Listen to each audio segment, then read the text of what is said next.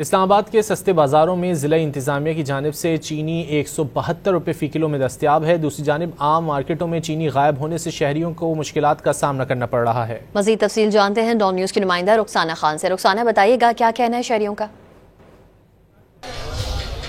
जी बिल्कुल, इस वक्त हम मौजूद हैं सस्ते बाज़ार में। इस्लामाबाद के सस्ते बाज़ारों में ज़िले इंतज़ामिया की जानिब से चीनी 172 रुपये फ़ी किलो में दस्तयाब है। चीनी जो है वो सरकारी रेट पर मिल रही है और हुकूमत की जानिब से मुकर्रर करदा रेट के मुताबिक जो है वो दस्तयाब है। इसी तरह अगर आम मार्केट्स की बात कर ली जाए तो आम मार्केट से चीनी बिल्कुल ही गायब है।